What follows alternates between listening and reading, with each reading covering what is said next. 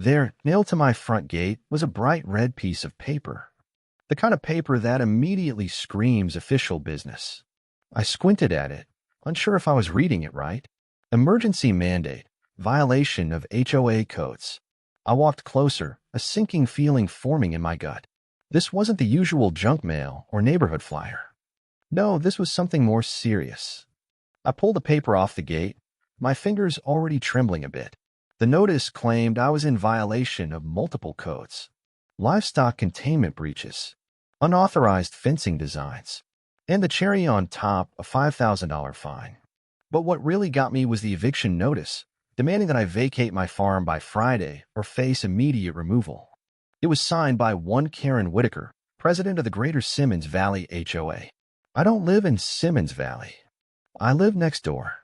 But apparently, Karen had decided that the HOA's borders now extended into my property. Like they were some kind of HOA imperialists, only with more clipboards and less charm. I stared at the paper, blinking a few times to make sure I wasn't hallucinating. I thought maybe this was some kind of joke, maybe a scam. But the threats were real. This wasn't some flyer or a marketing gimmick. I had no idea who Karen Whitaker was, or why she thought she had the authority to make demands on my property.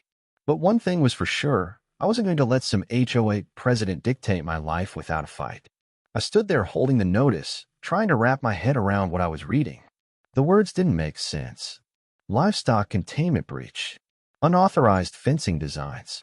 I looked over at my barn, my fence line, the goats grazing peacefully in the field. Everything was exactly as it had always been. What the hell was this? I started reading through the fine print, each violation more ridiculous than the last. Apparently, my goats were now a violation of some containment code.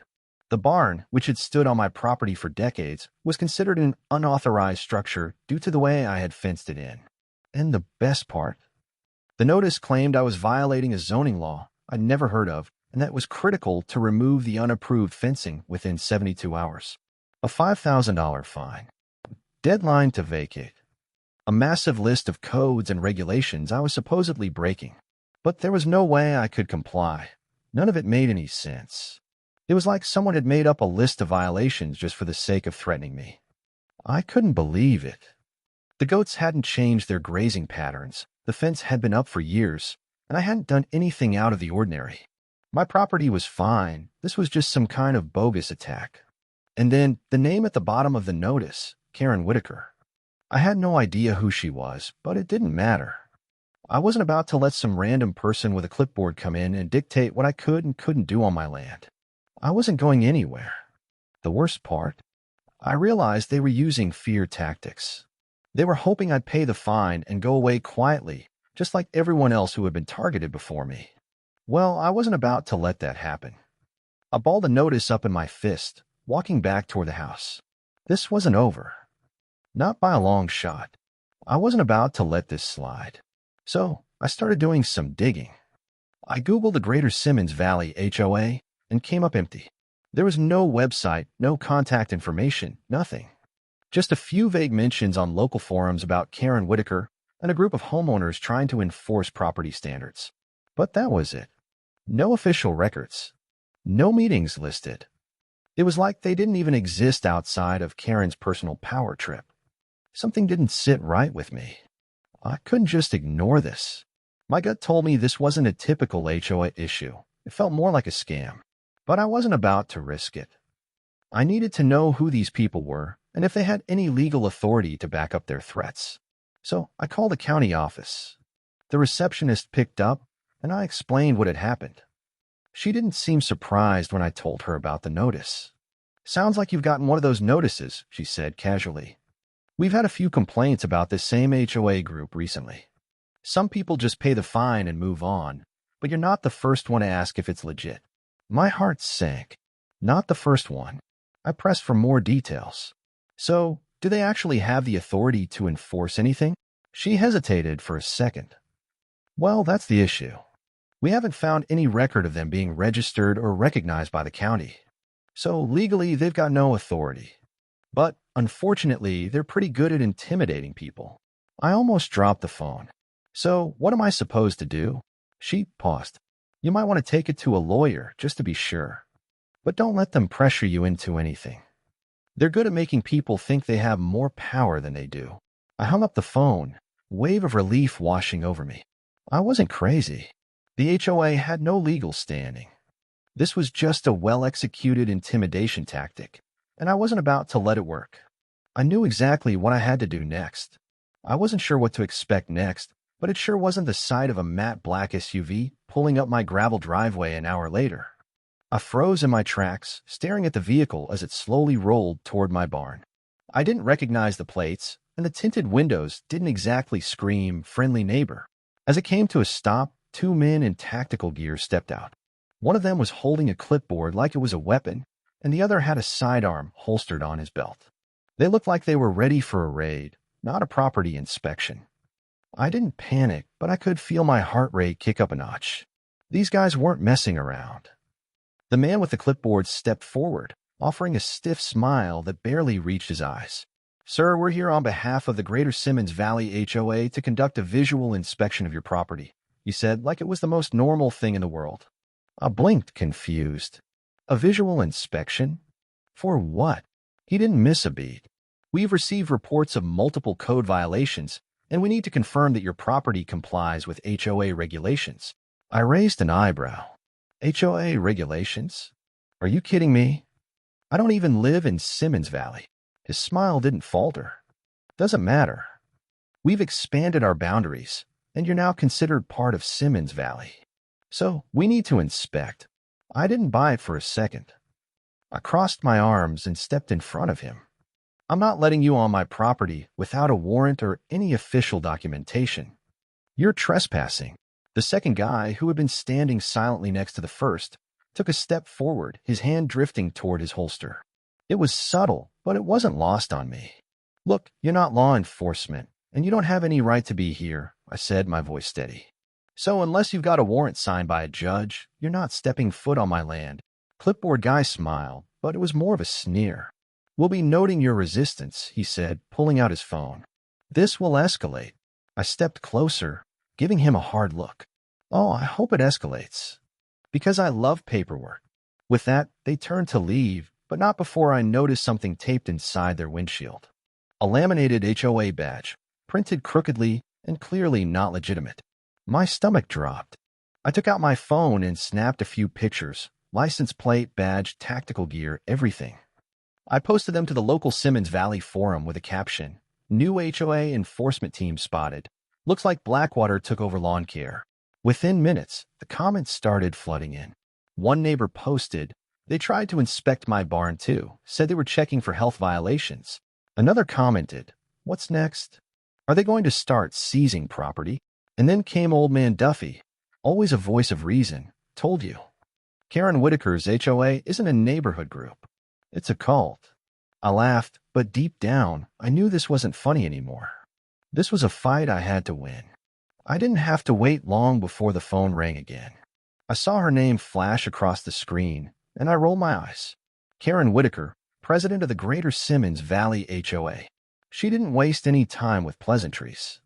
Her voice was all business, and there was that smug confidence I'd come to expect. "Mr. Callahan, I'm calling to confirm that you've received the formal notice," she said, as if I hadn't already made it clear that I'd read the whole thing several times. I crossed my arms, leaning against the barn. "Oh, I received it. And I'm sure you'll be pleased to know I'm not in violation of any codes, so don't bother coming back." She didn't even flinch. "The notice was properly secured and is legally binding," she replied, her tone dripping with condescension. "You will comply with the notice, or you will face the consequences. We will have no choice but to take further action." "Consequences?" I asked, the word leaving my lips with a sarcastic edge. "What, like sending more fake cops to my land?" There was a pause on the other end. "I'm not sure what you mean by fake cops," she said, her voice getting colder. "We are a duly recognized authority, and I expect you to treat us with the respect we deserve." "Duly recognized?" I scoffed. "There's nothing legitimate about you or your so-called HOA. You've got no jurisdiction here. And frankly, your notice is a joke." She took a deep breath, clearly trying to maintain her composure. "I understand that this is difficult for you, Mr. Callahan, but you must understand that the HOA is expanding its boundaries. We have the support of the community, and we will see this through. Support, I said, starting to feel the heat of the conversation. You don't have the support of anyone except for a few people you're intimidating. You've got no authority over my land, and if you think you're going to get away with this, you're wrong. Her voice went eerily calm, as if she was trying to suppress her anger. You will receive another notice, and we will take the necessary steps to make sure you comply. Before I could respond, she hung up. I stood there for a moment, staring at the phone in my hand. This wasn't over. Not by a long shot. And if Karen thought I was going to back down, she had another thing coming. The day after Karen's call, I woke up to a scene I never thought I'd see. It started as a typical morning, coffee in hand, goats wandering aimlessly around a pasture, doing their usual thing. I was still stewing over the phone call with Karen, thinking about the next steps. But then it happened. I heard a loud bleat, followed by the sound of hooves pounding against the dirt. I turned just in time to see my goats, every single one of them, charging toward the barn with a ferocity I'd never seen before. They weren't just grazing. They were on a mission. I ran toward the barn, trying to figure out what had triggered the chaos when I saw it. The two HOA enforcers, the same ones who had shown up the day before, had come back. They were standing by the fence line, clipboard in hand, talking to each other like they were about to take another swing at inspecting my property. But my goats weren't having any of it. One of them, an old billy goat named Grumpy, took the lead. With a loud bleat, he launched himself at the two men headfirst. The enforcer holding the clipboard barely had time to react before Grumpy knocked it out of his hands and sent him stumbling backward. The second enforcer, a tall guy with a buzz cut, barely had time to react before a couple of other goats followed Grumpy's lead. They rushed forward, heads lowered, charging with all the energy of animals who clearly weren't happy with these intruders. One goat even managed to knock the clipboard out of the man's hands, sending it flying into the air like it was some sort of protest. The scene was utter chaos, hooves, bleeding, and men scrambling to avoid being trampled by a herd of angry livestock. "Get them off me," one of the enforcers yelled, backing away with his arms up as the goats circled him, blocking his every move. "Hey, what the hell is going on?" the second enforcer shouted, but it was too late. The goats had made their statement loud and clear. I stood at the edge of the pasture, watching as the enforcers scrambled to regain their composure. The goats were relentless, and they weren't going to let these guys get anywhere near their barn. I couldn't help but laugh. If there was ever a moment where my goats had decided to take a stand, this was it. The chaos didn't stop there. Grumpy, the fearless leader, wasn't finished with his protest.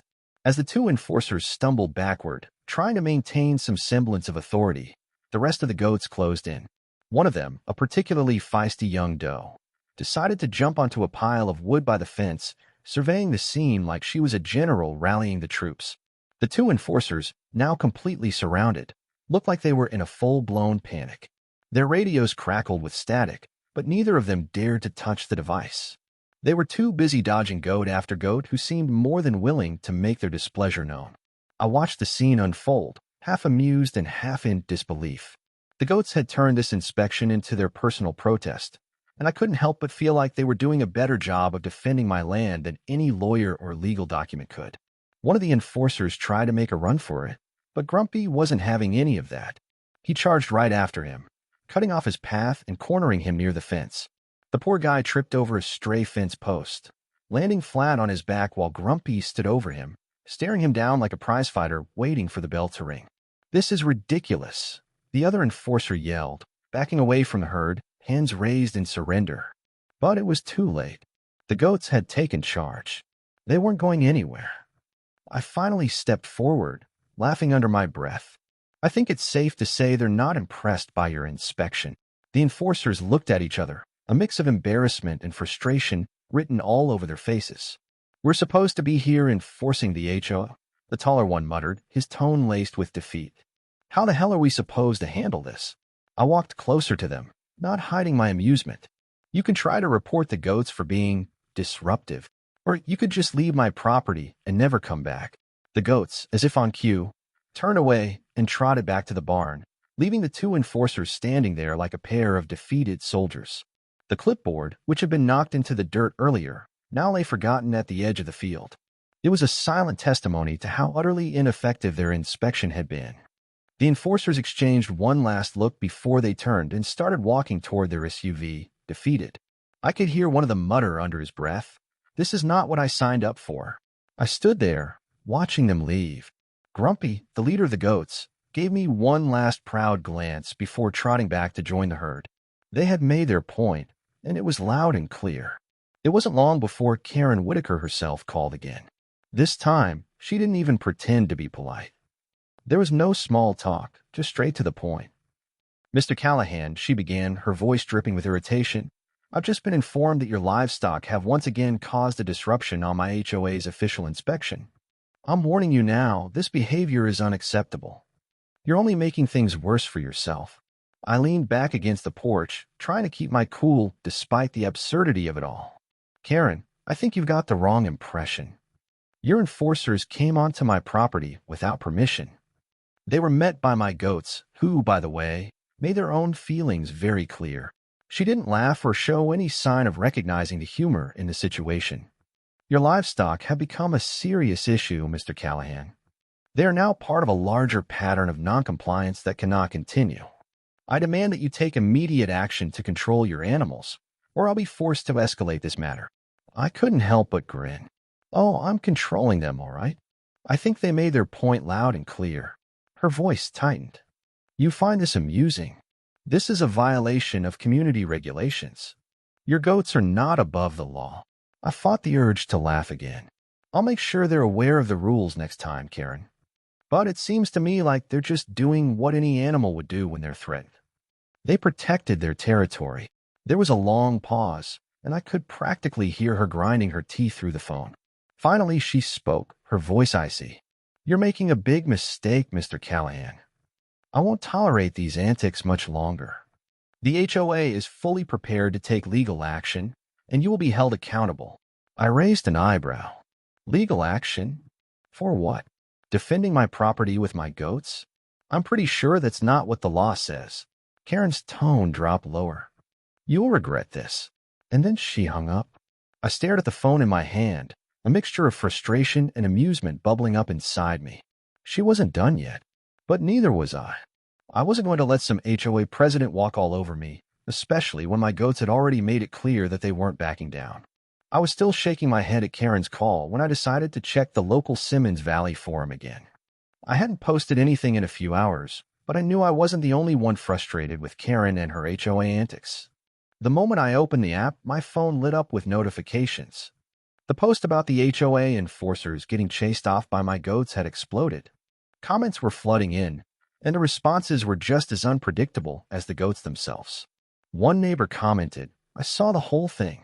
Those goats didn't just push them around, they chased them off like they were some kind of invaders. Goats for president."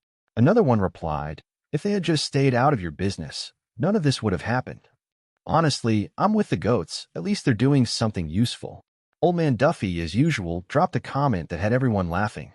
"I told you all this nonsense would end in animal rebellion. They thought they could control us, but now the goats are taking over." Then there was a post from someone I'd never seen before, but who seemed to know exactly what was going on. "Karen Whitaker has been at this for years. My cousin had the same problem with her a few months ago. She tried to fine him for the exact same thing, fence violation, and when he refused to pay, she showed up with those enforcers.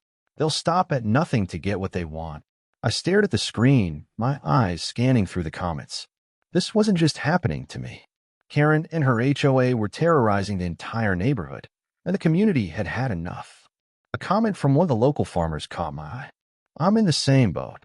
They tried to fine me for livestock containment violations, even though my animals are well within legal boundaries. It's all part of the same playbook." I shook my head. This was bigger than just my farm.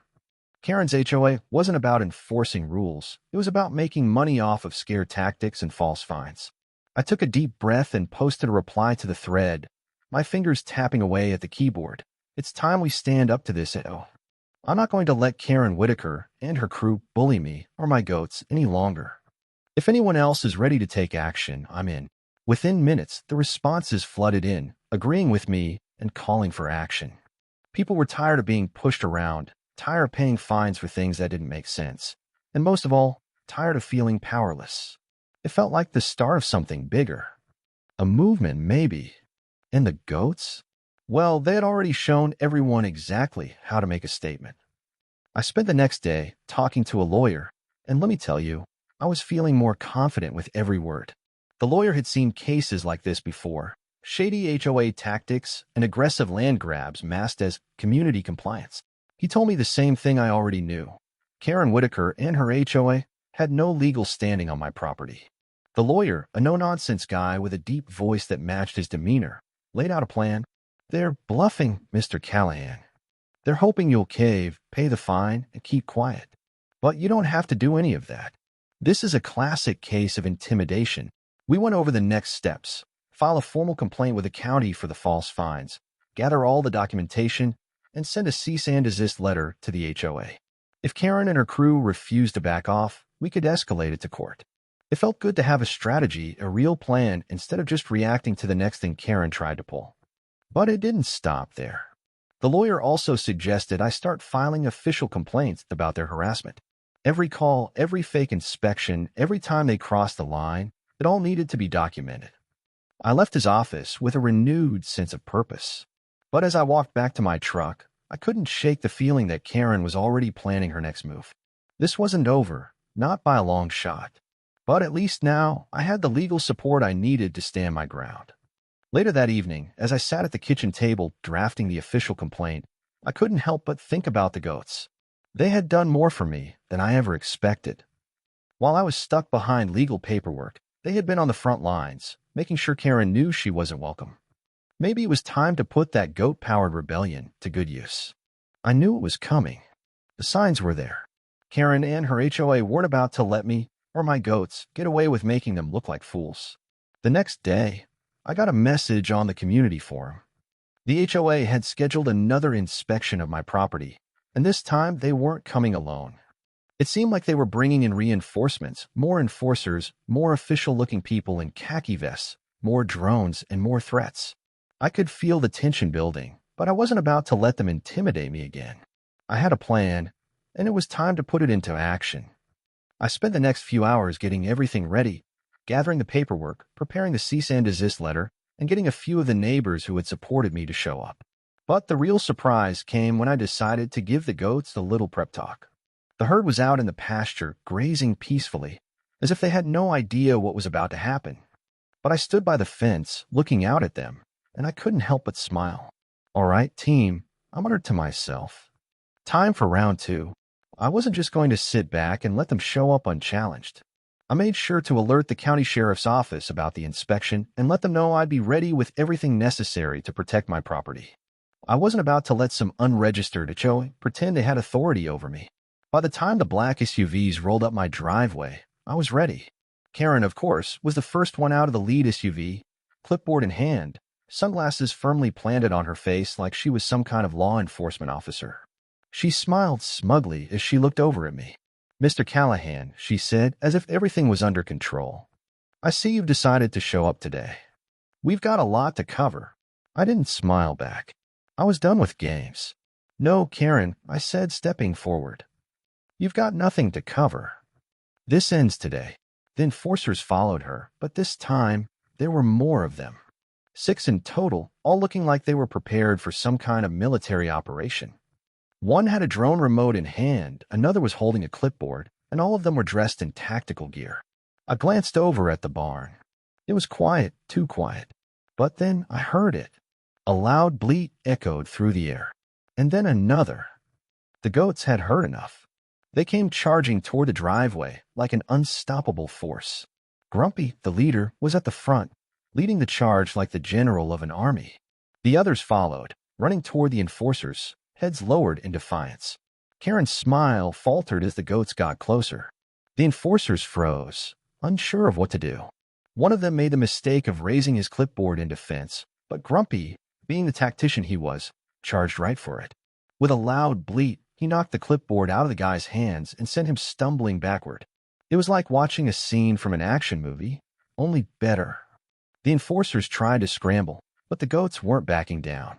They had a point to make, and they weren't going to let these people get anywhere near their barn. As the chaos unfolded in front of me, I couldn't help but grin. The goats had done it again. They had taken the fight to Karen, and she was losing ground fast. But it wasn't just the goats. I stepped forward, holding up the cease and desist letter, and I waved it in the air for Karen to see. "This is over," I said. "You're trespassing on my property, and you're not welcome here anymore." The sheriff's deputies, who had been quietly watching from a distance, finally made their move. One of them, Deputy Ramirez, walked up to Karen with a calm, confident stride. "Ma'am," he said, holding up the cease and desist letter, "you're going to have to vacate the premises.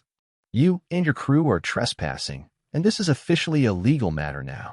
Karen's face went pale as she looked around, realizing that the game was up. The enforcers backed off, their attempts at authority crumbling in the face of actual law enforcement. She glared at me, fury in her eyes. "This isn't over," she spat. I smiled. "Yes, Karen. It is." Karen stood there, absolutely livid. Her sunglasses were perched on her nose, but they did nothing to mask the fury that was evident in every line of her face. The enforcers, clearly defeated, shuffled away from the goats who were now proudly standing guard by the barn. The moment felt surreal, like something out of a bad comedy, except this time the goats were the heroes. Deputy Ramirez stepped up to Karen and the other enforcers, his voice firm but calm. "You're trespassing. The sheriff's office is going to be involved from here on out. You need to leave immediately." Karen opened her mouth to argue, but Ramirez didn't let her get a word in. "Ma'am, I'm going to give you one last chance to vacate this property before I place you under arrest for trespassing. We're done here." She opened her mouth again, but the fire in her eyes was fading. She turned to her enforcers, who were now looking at her like they had no idea what to do next. There was no backup coming. No more authority. No more threats. "I will see you in court," Karen said through gritted teeth, her voice trembling with anger. "Not if I see you first," I said, stepping forward with the cease and desist letter still in my hand. "This is the last time you step foot on my property. You're done here, Karen." The silence that followed was almost deafening. The enforcers glanced at each other, unsure of what to do next. Slowly, one by one, they started walking back to their SUVs, Karen trailing behind them like a defeated leader. Deputy Ramirez turned to me, his expression softening. "You did the right thing, Mr. Callahan. The goats certainly had a unique way of handling things, but they got the job done." I grinned, still watching Karen and her crew retreat.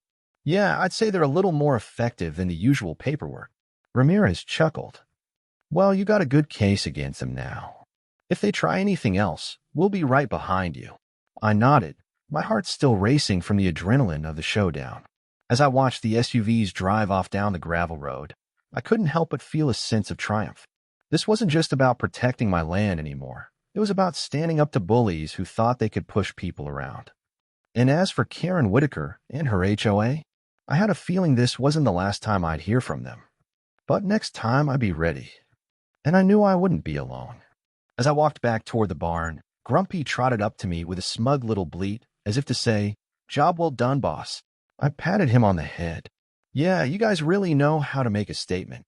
And with that, the goats and I went back to our peaceful farm, knowing that we had sent a message that would echo through the valley for a long time to come.